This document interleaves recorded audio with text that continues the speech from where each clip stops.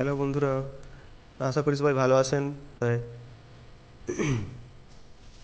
সবাইকে প্রথমেই বলে রাখি, এটা কোনো নতুন নতুন কোনো রেসিপি নয়। এটা আমরা নর্মালি ঘরে প্রায়ই বানিয়ে থাকি। সেটা হলো পাঙাশ মাছের ঝাল। পাঙ্গাস মাছের ঝাল বানানোর জন্য আমাদের যে যে উপকরণগুলো লাগে সেগুলি হলো পেঁয়াজ বাটা, রসুন বাটা, ঘরোয়া উপকরণ। তো চলুন দেখে নিই পাঙাশ মাছের ঝাল কী করে বানাই। আর ভিডিওটি ভালো লেগে থাকলে লাইক শেয়ার কমেন্ট করবেন এবং আমার চ্যানেলটিকে প্লিজ সাবস্ক্রাইব করবেন।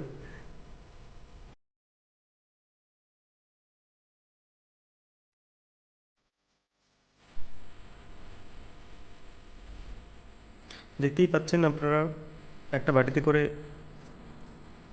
পেঁয়াজ কুচি, আদা কুচি, লঙ্কা কুচি, রসুন সব নিয়ে নিয়েছি একসাথে। এরপর এখান থেকে আমরা আদা রসুন একসাথে বেটে নিচ্ছি। দেখতেই পাচ্ছেন আদা রসুনের পরিমাণটা হলো ওই 2 চামচের মতো হবে। আর দুটো পেঁয়াজ নিয়েছিলাম, দুটো পেঁয়াজ পুরোটাই বাটতে হবে। এই দুটো পেঁয়াজ পুরোটাই যাবে আপনার মাছের মধ্যে বা ঝালের মধ্যে। এখানে এরপরে একটা কড়াইতে করে তেল নিয়ে নিয়েছি। তেলটা গরম হওয়া পর্যন্ত আমরা তাতে আহ, পেঁয়াজ বাটা, আদা বাটা, রসুন বাটা সব একসাথে দিয়ে দিয়েছিলাম ভাজার জন্য। এরপর আগে থেকে বলে দিই যে মাছগুলো আমরা আগে ভেজে নিয়েছিলাম। আমি 4 পিস মাছের জন্য করছি, তো সেই পরিমাণ আদা রসুন পেঁয়াজ নিয়েছি। আপনারা যদি এর থেকে বেশি পরিমাণ মাছের জন্য করতে চান তাহলে একটু মশলাটাকে বাড়িয়ে নেবেন। সেম সেম প্রসিডিওর অ্যাজ হলুদ গুঁড়ো, লঙ্কা গুঁড়ি বা হলুদ গুঁড়ি আমরা যখন দিচ্ছি সেই পরিমাণটা অল্প করে বাড়িয়ে নেবেন। আর এখানে আলাদা করে কোনো মশলা দেওয়া হচ্ছে না। যেমন ডিফারেন্ট ডিফারেন্ট মাছের জন্য আলাদা আলাদাভাবে মশলা দেওয়া হয়, সেরকম কোনো ব্যাপার নয়। জাস্ট নর্মাল ঘরোয়া পদ্ধতিতে যতটা রিচ না করে, বেশি রিচ না করে করা হয় সেই পরিমাণ অন্য কিছু না।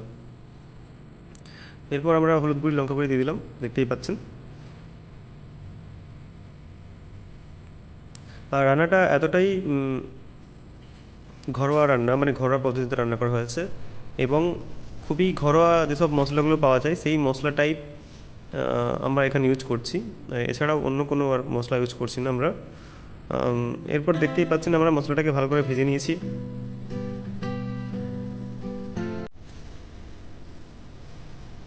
মশলাটাকে ভালো করে না ভাজলে ওর যে গন্ধটা, সেই গন্ধটা রয়ে যায়, আমরা সবাই জানি। যেহেতু মাছ রান্না হচ্ছে সেই জন্য মশলাটাকে একটু ভালো করে ভেজে নিতে হবে। এরপর আমরা জল দিলাম যাতে মশলাটা কড়ায় আটকে না যায় এবং মশলাটার বেশি ভাজা না হয়ে যায়।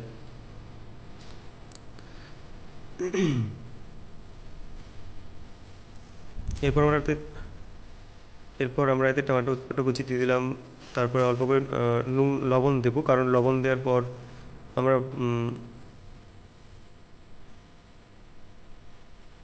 লবণ দেওয়ার পর টমেটোটা তাড়াতাড়ি গলে যায়, সেই জন্যই জাস্ট।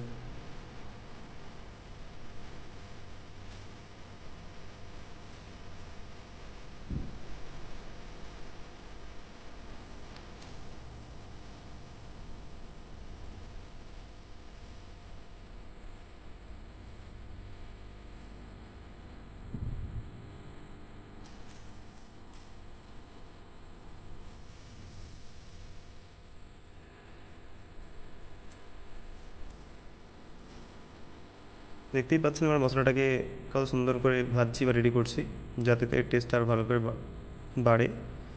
সবসময় মনে রাখতে হবে মশলাটা যত ভালো করে ভাজবো তত এর টেস্ট আরও বাড়বে। এরপর আমরা একটু অল্প করে সস দিয়ে দিলাম, টমেটো সস। এতে কী হয়, এতে টেস্টটা আরও সুন্দর হয়ে হয়ে ওঠে। আর এর যে সুইটনেস আর যে সাওয়ারনেস থাকে সেটা একটা ব্যালেন্স চলে আসে।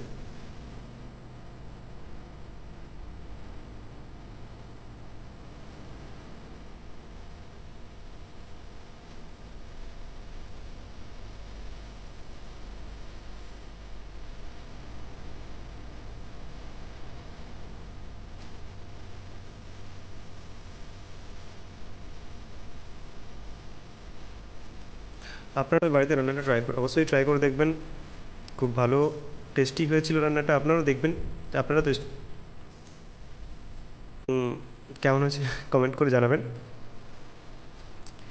এরপর আমরা অল্প করে জল দিয়ে দিলাম, জলটা ফোটা মাছে আমরা মাছগুলো দিয়ে দেবো এবং দেখুন জলটা ফুটে গেছে।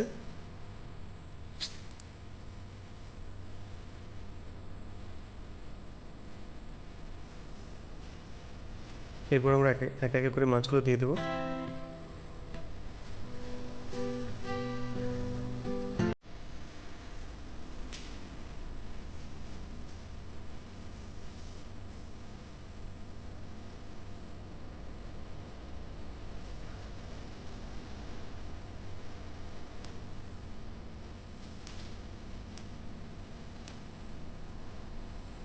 দেখতেই পাচ্ছেন ঝোলটা অনেকটাই গাঢ় হয়ে এসেছে, আর বেশ ভালো পরিমাণভাবেই ফুটছে।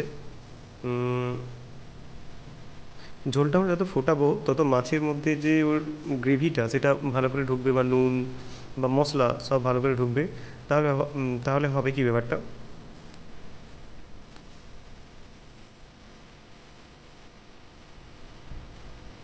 দেখতেই পাচ্ছেন মাছগুলো আমরা উল্টে পাল্টে নিচ্ছি, এবং উল্টে পাল্টে নিচ্ছি কারণ মাছের মধ্যে যে গ্রেভিটা বলুন বা মশলা বলুন, এগুলো খুব ভালো করে ঢুকে যাবে, তাহলে মাছটা টেস্টফুল হবে।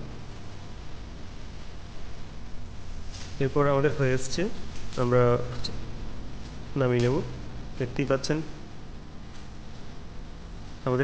পাচ্ছেন আমাদের পাঙাশ মাছের ঝাল রেডি।